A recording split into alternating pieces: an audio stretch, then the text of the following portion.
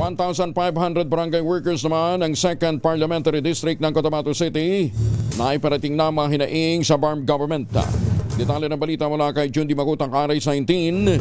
Assalamualaikum, Brother Jun. Alaikum assalam, Brother Angel.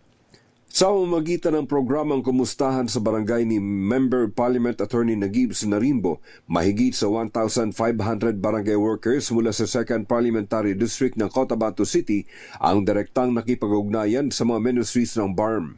Isa-isang pinakinggan ni na MILG Minister Jordan Bayam, ganun din ni MAFAR Minister Abunawas Mon Al-Hakmas Lamama, kasama ng iba pang miyembro ng Parliament sa pangunguna ni Parliament Deputy Majority Floor Leader Attorney Nagib Sinarimbo ang iba't ibang suliranin ng mga barangay workers sa Cotabato City.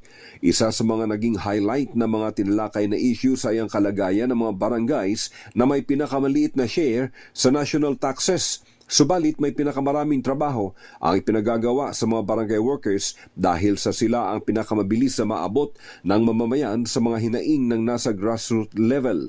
Upang mabigyang katarungan ang kalagayan ng mga barangay workers, inihayag ni MP Attorney Sinarimbo na kailangang magawaan ng batas na tutugon sa mga kinakaharap na suliranin ng mga barangay workers sa layuning mas lalo pa silang magiging epektibo sa sandaling may ganap ng batas na titingin sa mga pangailangan at kalagayan ng bawat barangay workers sa BARM region. Pinasasalamatan naman ng lahat ng dumalo si Barangay Chairman Dato Bimbo Ayunan at ang kanyang barangay workers na naging host sa nasabing aktibidad sa Barangay Mother Kalanganan, Cotabato City. Mula sa Central Mindanao, RH19, Jun Di Makutak, DCRH, una sa Pilipinas, una sa Pilipino.